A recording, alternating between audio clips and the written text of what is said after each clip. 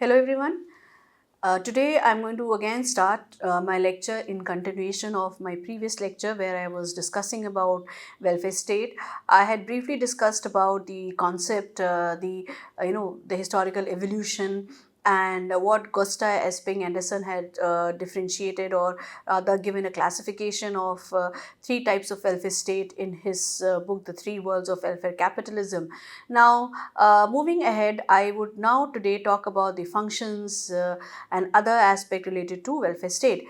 Coming to the functions, if I particularly look into the idea and concept of welfare state, first of all, it provides social protection.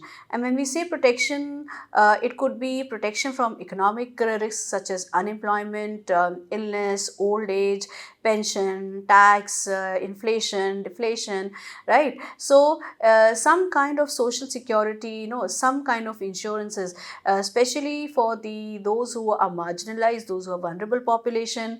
There is a tax exemption of those who do not come under a certain slab of income group. Particularly, they are free from any taxation, but and also there have been certain subsidies in terms of in terms of food grains, in terms of accessibility to healthcare services, educational institutions. There are government schools. So, in kind of it provides, it protects and safeguards the interest of a particular individual. And it also, when we talk about protection from economic risk today, we also talk about sustainable employment opportunities or livelihood opportunities apart from the traditional methods of agricultural today. Uh, a lot of other economic pursuits and initiatives had been taken, like animal husbandry, fishing, poultry farming, through the myriad ways being which have been proposed by microfinance institutions, credit facilities, as well as your self-help groups. So social protections have become inevitable, whether in terms of in a kind of health insurances, social insurances, which are again which are again in the form of laws, like legislations and in entitlements. So these programs would include unemployment benefits, pension, disability support. This also provides a way of a passage where these protection, social protection, could be given to the, like, unemployment benefits, Manrega is there, pensions, old age pension schemes are there, disability support. There is a lot of reservations for a person who is visually challenged or physically impaired in various schools, institutions, colleges, even in government services. So a lot of preference in order to protect them, in order to make them self-sufficient economically, socially, mentally, physically, because it is challenging for any vulnerable population to meet his ends, to make his ends meet. So this, through the fabric of social protection, the government actually is held responsible, accountable to provide certain safety nets to such population. Economic security ensure a standard, a basic standard of living for all citizens. When again we talk about basic standard, it becomes important for the state to look after the minimum basic needs of the people, that is food, shelter and clothing. And when you have achieved these basic needs, then only a society can think about higher level needs, or rather looked into education or employment or of housing or stability, or a stability in economic pursuits. So it includes minimum guarantee programs and housing benefits. Affordable housing schemes are there. A lot of opportunities are being created by the government to provide that kind of economic and social security. Then there is social services provision, which have essential accessibility to essential services like healthcare, social care, education, environmental protection, environmental conservation, protection from laws, legislations which protect the individual from their rights being exploited, or any rights being violated, or they themselves being violated.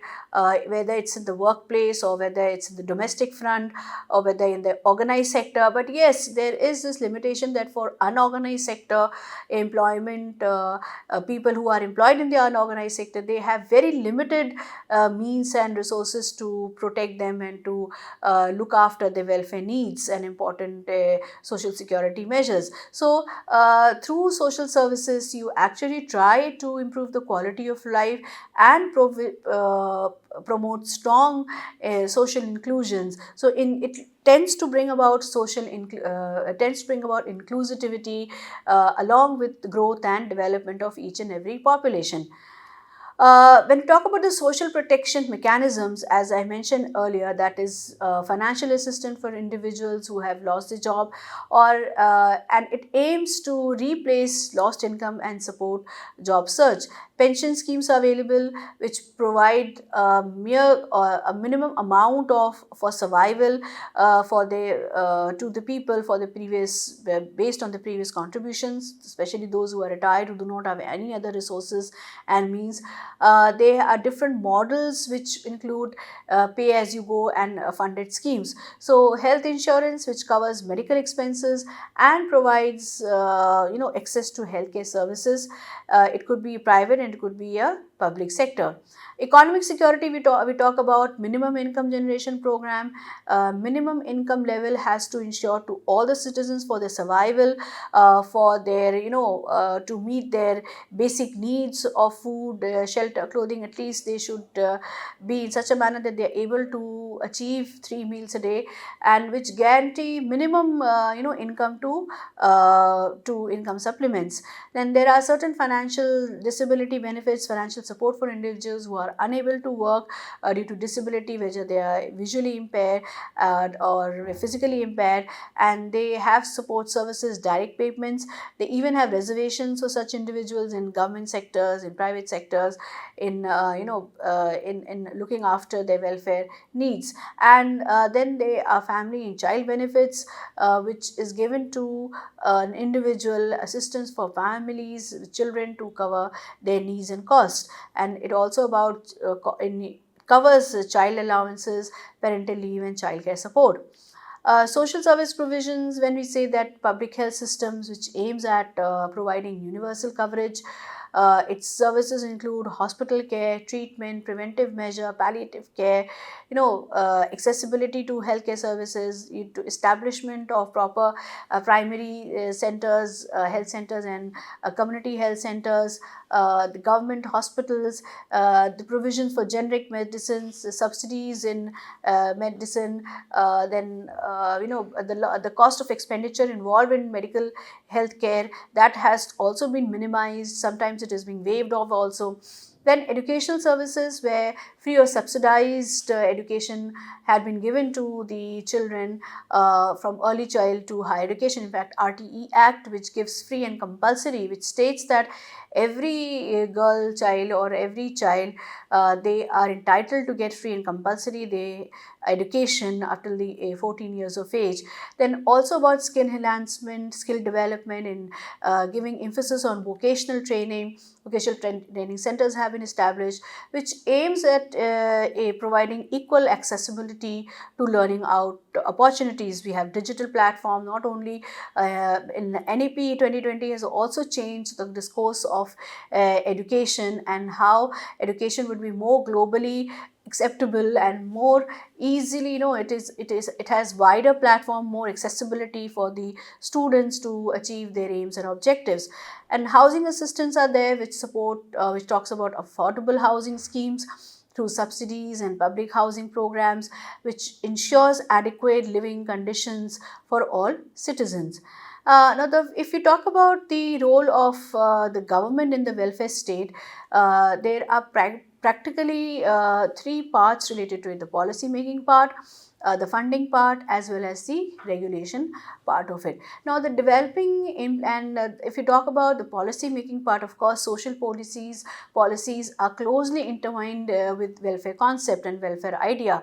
And the welfare state, since it provides, if we look into the various objectives and aims at what it tries to foster and what it tries to bring, it is particularly in the line of providing social assurance, social protection, social services, removing any income disparities, employment opportunities. So policies are also framed in such a manner, keeping in mind the socio-cultural, political, economic aspect of a nation, a state. The policies are created accordingly. Every country, every state varies in terms of making effective and efficient policy with regard to their needs and expectations, whether it's a developed nation, whether it's an underdeveloped nation, whether it's a developing nation.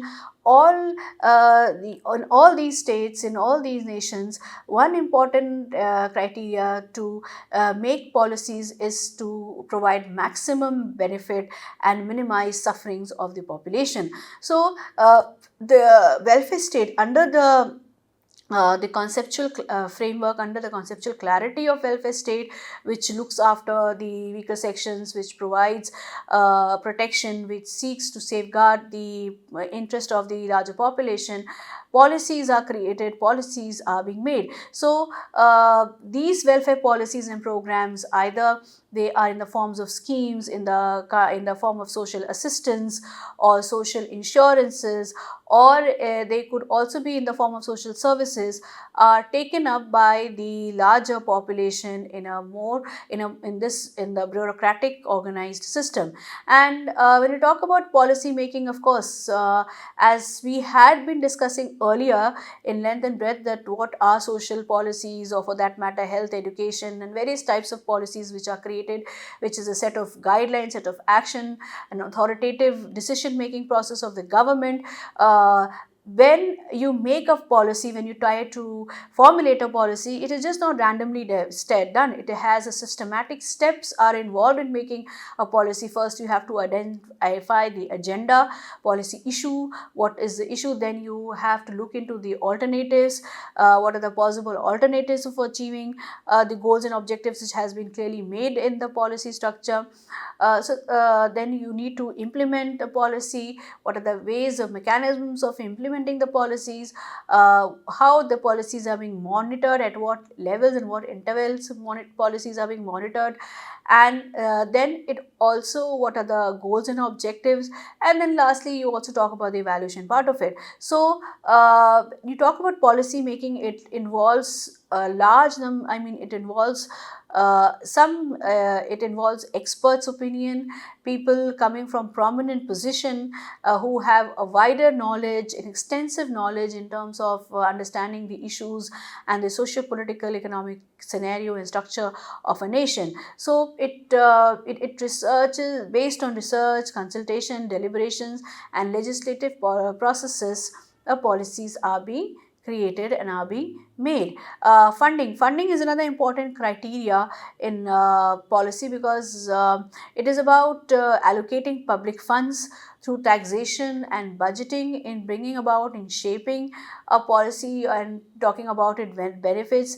It also ensures financial sustainability and equity. And then there is the channel of regulation, which means that there are certain standards, operating standards, and ensuring compliance with the welfare programs. Conformity, compliance, standardizing the functions of a welfare program, that becomes important, because you are regulating you're regulating the policies, objective goals, ideologies which would be benefited by the larger population.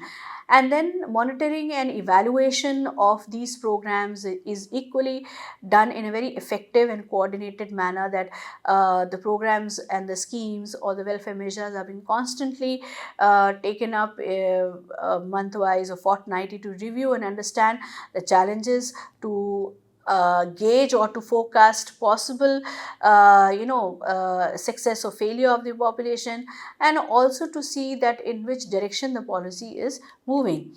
welfare state, then a certain, before moving on to, there as a strong connection between welfare state and economic growth, welfare state and social equality. They are, because all linked to it, right? So when we talk about welfare state and economic growth, it contributes heavily on economic stability and by supporting consumer spending, and it also enhances the workforce productivity and brings about social cohesion. Welfare state, the benefits of a welfare state, or rather the idea of welfare state, is deeply rooted in economic growth and development. And as I mentioned earlier also, the notion that when economy of a nation is strengthened and then they have be engaged on certain parameters, then it further increases solidarity, it brings about unity, it talks about workforce productivity.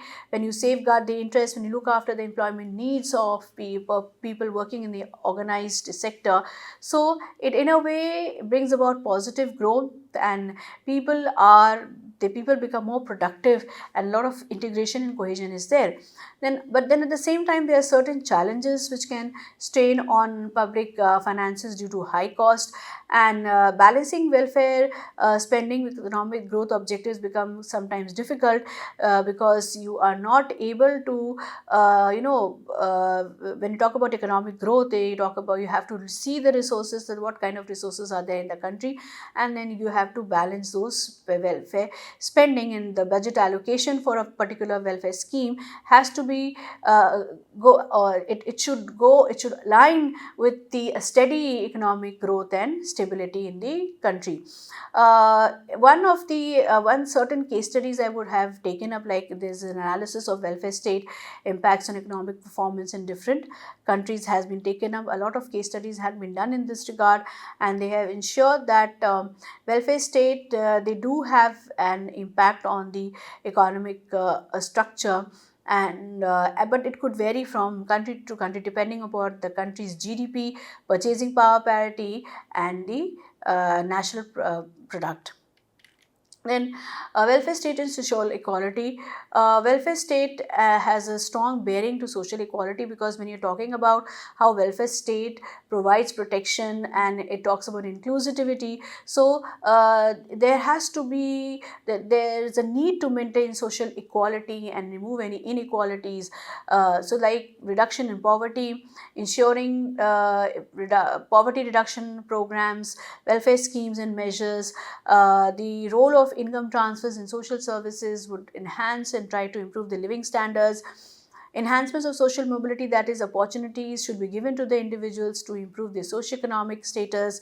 The impact of education and training programs on the social mobility. There is a social mobility, that is, you moving from one pace to another. You are actually trying to enhance your current status and positions by being engaged in certain by being engaged or availing the services like universal educational programs, or under various schemes and under various flagship programs of the government. So it also strengthens social cohesions. It is based on the fact that it will garner more community support. The community bonds would be strengthened, which would reduce any kind of social disintegration or social tension. It would try to eliminate and reduce social tensions when a strong community connections and networking and cooperation among the general people. And the role of social support means is also there, which creates a sense of belongingness. Welfare state and social stratification.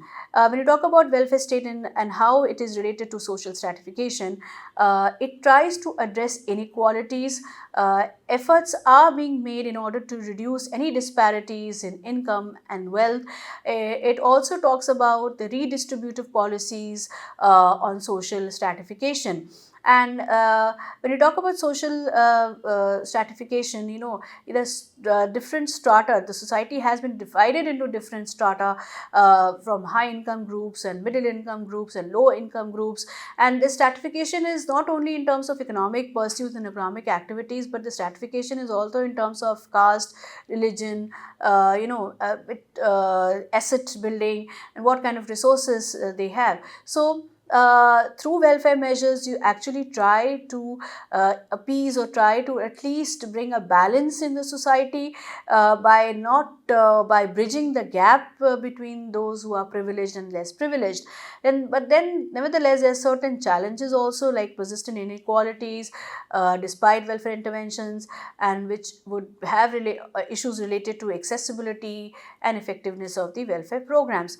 Uh, then we talk about welfare state and globalization. I had mentioned earlier before at the beginning of the lecture that welfare globalization has also impacted the idea of welfare state. Until date, there is a tremendous influence of not only globalization but liberalization and as well as privatization. So the influence on of global economic trends on there is a tremendous influence of global economic trends on national welfare policies. Like if you talk about environmental protection, environmental policies, environmental protection is just not confined to a particular state and nation, but it has a global connotation, and it has a global approach and reach, so that everyone throughout the globe is sensitive enough, is compassionate enough, it would develop those kinds of approaches where you can preserve, you can protect the environment, you can protect our flora and fauna. So and globalization also talks about the role of market, the free, there's an extensive reach approach or freedom in terms of trades and exchange of economic pursuits, education. So globalization in a way, whether it's in the field of education, healthcare, economic activity, social aspect, cultural integration, it has impacted the life of people in a more positive manner. That of course there would be certain challenges in maintaining the welfare systems in a globalized economy. Then there would be adapting policies, strategizing policies, adjusting welfare policies in order to meet the global challenges, in order to meet the global demands and global expectations in terms of marketing strategies, in terms of economic, in terms of trades between two or more nations. So what kind of policies, how the economic policies are of a particular country would impact, or rather would create viable opportunities, and how it is well aligned with the economic policies of other country, so they could serve the interest of both the countries. So in fact, the policy adaptations, necessary policy adaptation is a response to the globalization.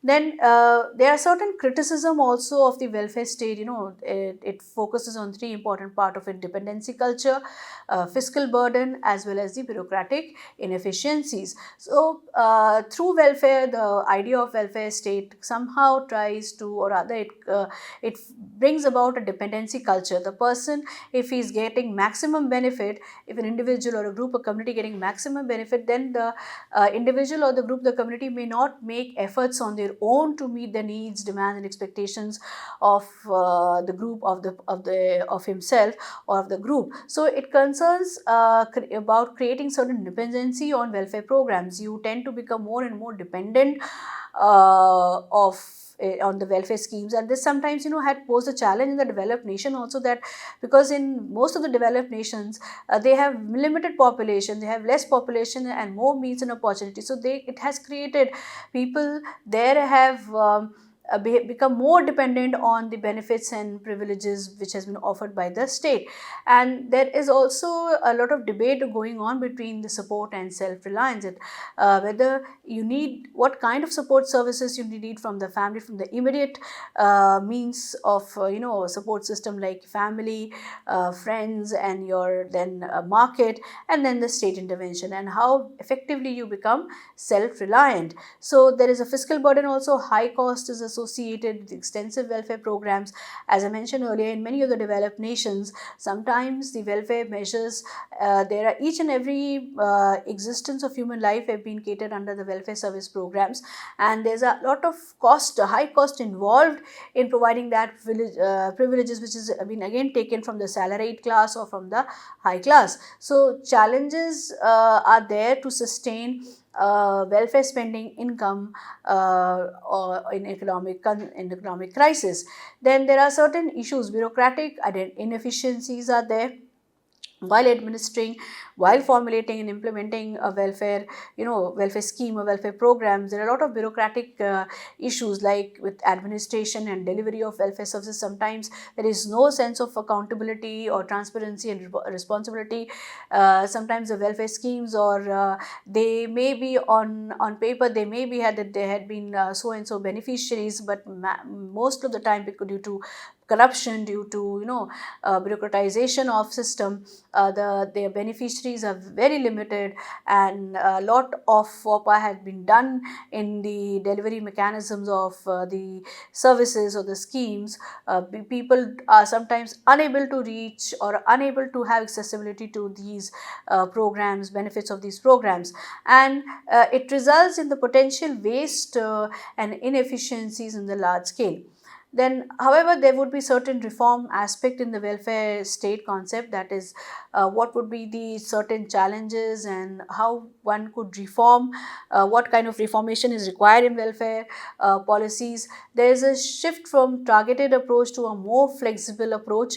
Here, whenever policies or programs are being initiated or implemented, or they come to the floor, they are never rigid. They are more flexible because due to the changing demands and needs, and they are more target oriented. They focus on a particular population, that whose development and upliftment is required, and in what manner that program, the welfare, should be given to the person.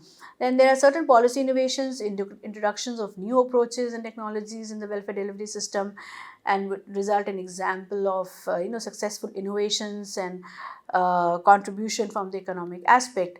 The welfare state in developing nations, I further talk about the welfare state in developing nations countries, they have limited resources, and there are a lot of issues are concerned about the welfare delivery system has been infrastructural issues and challenges which might affect the effective and efficient delivery of welfare services to the larger population. And it tries to balance the immediate needs and bring about a long-term sustainability in order to reach the benefit of a welfare state, to avail the benefits of a welfare state. A lot of efforts and initiatives has been made, welfare programs, and in many developing countries are being initiated, are being implemented and formulated. There are being strategies for overcoming resource constraints and building an effective system. A comparative analysis is also done between welfare states in developed and developing nations to understand the functions, the scope, the principles, the strategies, to gauge what is wrong, or to if you want to if you want to replicate the models of welfare which could be practiced in one state and has reached success point, so that it could be replicated in other. So there's a lot of deliberations, a lot of comparative analysis is being done in order to understand why the welfare state in one country is progressively successful as compared to others. Then learning the lessons from experienced developing countries, or from any such nation where you could be you can improve the implementation and formulation of a welfare ideology concept. The future of welfare state, there has been certain emerging trends and predictions have been made that the future for the evolution of welfare system in coming decades would change or would impact the demography. It talks about technological advancement, and there has also been an economic shift in the sense that people would be more of a capitalist. Till today also, it is more of a concern with their own economic growth and economic pursuit. So it will impact the population, the economy of the country, and to the technical advancement and technological growth. And policy would be directed towards potential. There's a scope for future potential policies and reforms to address emergencies, challenges these emerging challenges, and also bring about which focuses on sustainability, efficiency, and inclusiveness. And one important part I leave this question, or rather it's a statement, that how global trends and international cooperation might shape the future of the welfare state. This is a statement, this is a question which I leave to contemplate, to deliberately think about on the future aspects of welfare state. There had been certain case studies like the Nordic model case study, the US welfare system, and the German welfare system, and these all had been done in a comparative analysis of welfare state of it.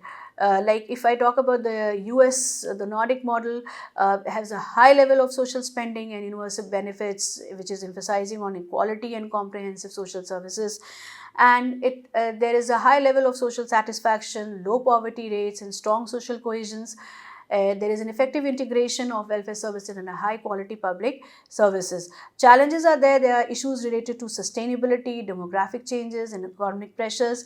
And there is another challenge which has been posed to create a balance between high levels of social support with economic competitiveness. We talk about the US welfare system. The US welfare system, it is a mixed system with both public and as well as private elements play an important role. It focuses on means tested programs and market driven solutions. There is a lot of flexibility, innovation in their program design, and there is an encouragement of personal responsibility and work incentives.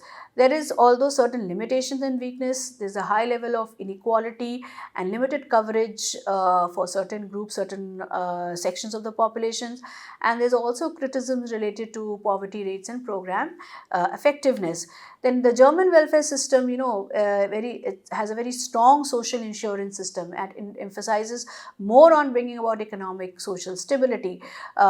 It benefits to employment and have a lot of contributions. They have provisions for child care, for maternal care, lactating mothers, children up till the age of 18 years, unemployment schemes and pensions. So there's a comprehensive coverage and high levels of social protection, stability, and in the welfare support system. Of course, there is a challenge, there's a weakness of high cost, particularly in the aging population, and there is an issue of integration of immigrants and refugees in the welfare, in the comprehensive welfare part of it.